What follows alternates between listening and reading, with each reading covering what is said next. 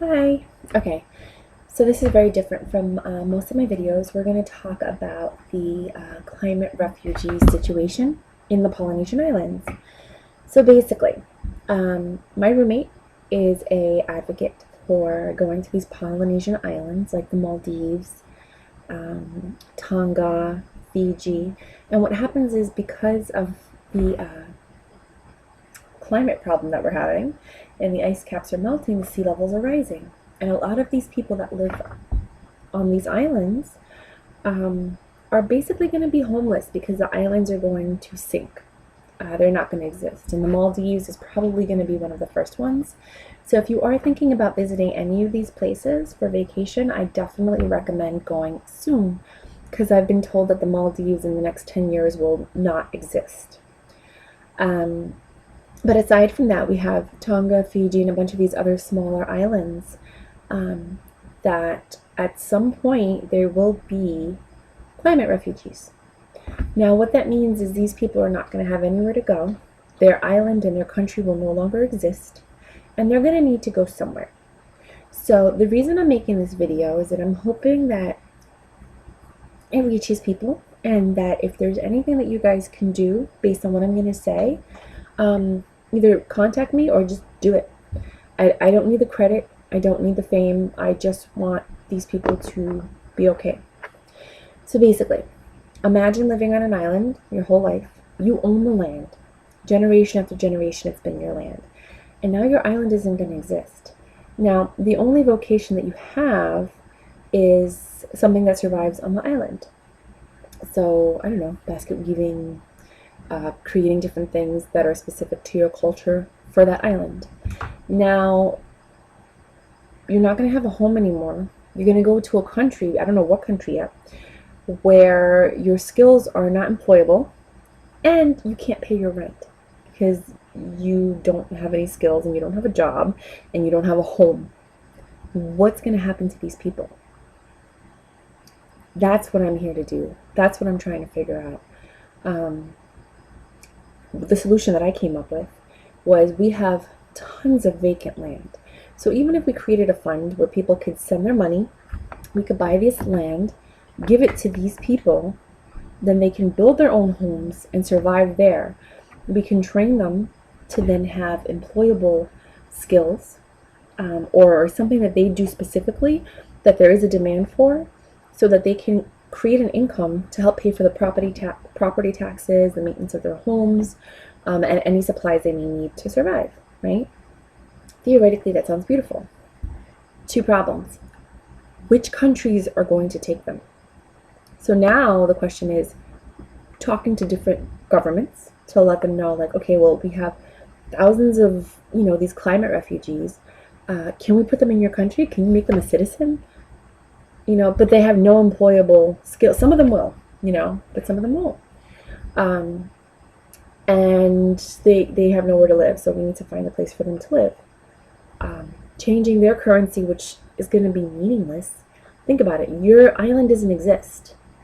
So what is the value of your currency?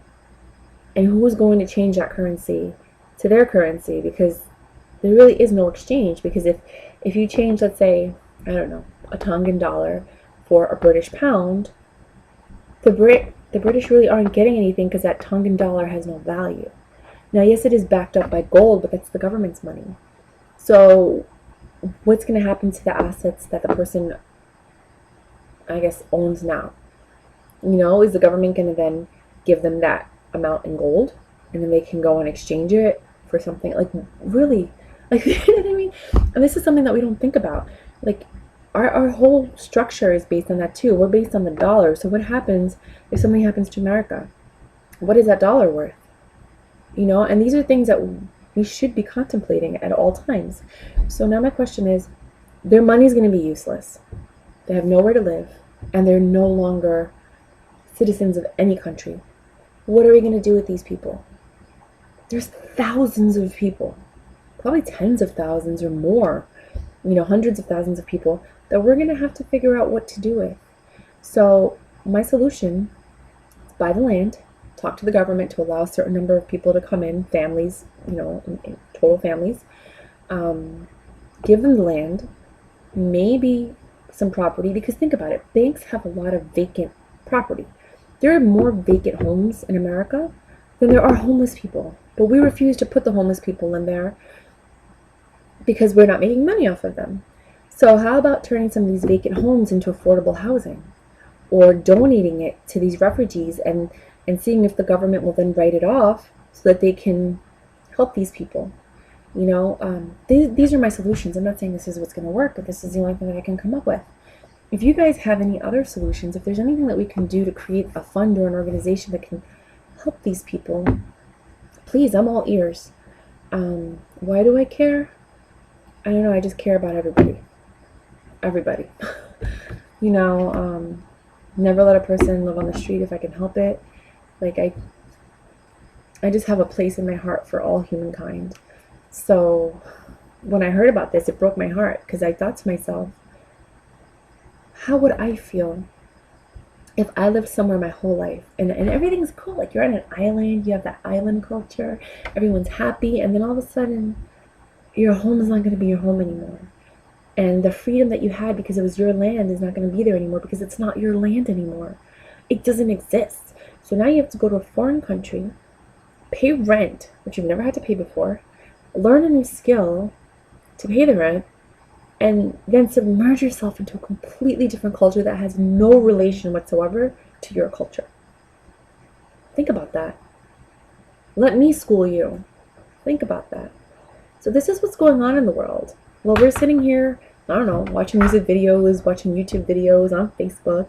This is what's happening in the world. And yeah, maybe you don't want to worry about it, but I look at it like this. I love animals. Okay? And I love people in foreign countries that are suffering. We spend a lot of money sending foreign aid out. We spend a lot of money on animals and animal rescues, and I think people are more important than animals. I'm so sorry, and I know a lot of you guys are going to argue with me over that, and I understand, because there is a deep connection that you have with these animals. But they're meant to be in the wild.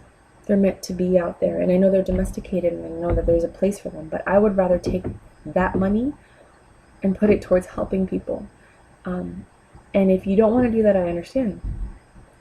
But I think that if we can get to a point where globally we're caring for each other and we're helping each other out, like, honestly, if it weren't for governments, if it weren't for greedy aristocrats that created these laws and all this stuff, like the rent in New York is ridiculous. The rent in some of these cities is ridiculous.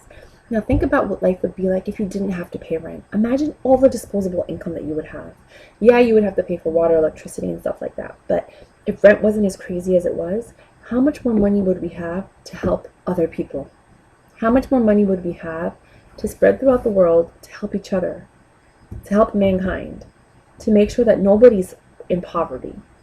But no, we can't, because we're barely fighting to survive.